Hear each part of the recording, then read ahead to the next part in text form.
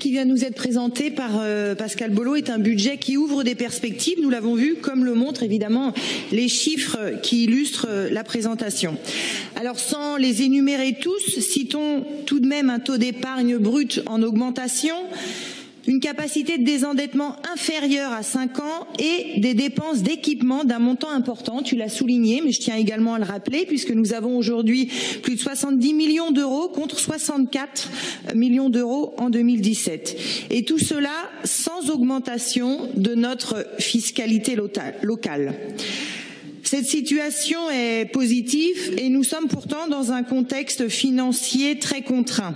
En effet, si nous saluons la hausse, même faible, tu l'as souligné, des dotations de l'État pour la première fois et depuis plusieurs années, nous dénonçons les mesures gouvernementales qui remettent en cause l'autonomie fiscale des collectivités. Autonomie à laquelle nous sommes tous ici très attachés. Ainsi, nous nous inquiétons fortement de l'obligation d'une contractualisation avec l'État, encadrant l'évolution de la dépense publique à 1,2%, comme Pascal l'a expliqué. Or, notre dépense publique, nos investissements sont en partie réalisés pour faire face au désengagement de l'État, lui, depuis de nombreuses années. Alors, ce budget qui nous est présenté nous montre des recettes d'investissement d'un niveau élevé.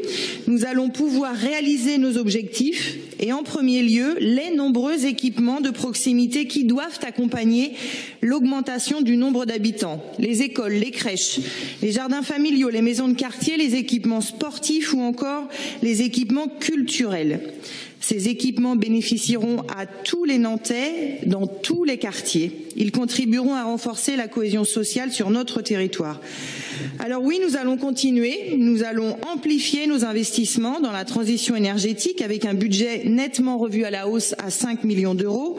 Ceci quelques mois après la fin du grand débat qui a eu lieu et quelques jours avant la présentation au Conseil métropolitain.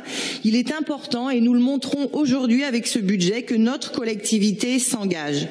Les récentes inondations qui ont frappé de nombreuses régions françaises illustrent d'ailleurs concrètement le dérèglement climatique auquel nous devons faire face et notre collectivité s'engage.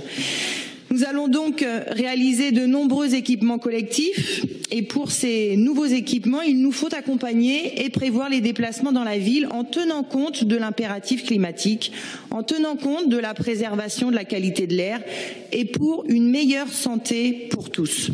Ceci implique d'opérer de vrais changements dans nos modes de déplacement conformément aux orientations du PDU que nous verrons également la semaine prochaine.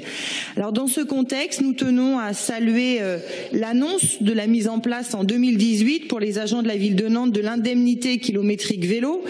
Cette mesure déjà effective à Orvaux et à Saint-Herblain était demandée par les élus écologistes et citoyens depuis plusieurs années et elle sera une incitation concrète au changement de comportement.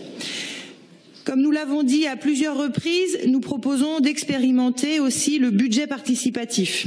Ce dispositif citoyen permet une mobilisation des habitants comme un levier à l'implication dans la cité. Nous y sommes tous attachés, toutes les villes qui l'ont adopté le confirment. Nous pourrions nous appuyer d'ailleurs sur la dynamique du bureau des projets pour s'inspirer des bonnes pratiques et adopter la même collégialité pour retenir les projets émanant des habitants. La priorité serait d'améliorer le fonctionnement et la convivialité des espaces publics. Enfin, notre budget 2018 affiche notre soutien aux associations. Elles sont nombreuses sur Nantes et effectivement, le premier rendez-vous des associations organisé cet automne à la Cité des Congrès a montré leur dynamisme. Elles sont complémentaires de l'action publique.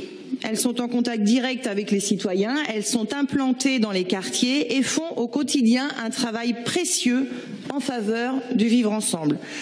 En témoigne l'engagement des associations mobilisées auprès des migrants et heureusement qu'elles sont là pour agir, pour les accueillir, eux qui ont un droit à vivre dignement, parce que là aussi, elles font preuve de solidarité face à un État attentiste et défaillant. Toutes ces associations sont des partenaires que nous devons continuer de soutenir alors que nombre d'entre elles ont été fragilisées ou le sont encore par la suppression d'un nombre important de contrats aidés. Nous devons continuer cet effort en utilisant nos marges de manœuvre budgétaires. en priorisant nos aides vers les associations des quartiers qui agissent en faveur des publics les plus précarisés, pour créer du lien, pour sensibiliser les habitants aux enjeux environnementaux, énergétiques et climatiques. Bref, nous devons entendre et comprendre le sens des mobilisations associatives. Nous sommes aujourd'hui dans la deuxième partie de notre mandat municipal. Ce budget montre que nous tenons le cap de nos engagements. Les élus écologistes et citoyens voteront donc ce budget.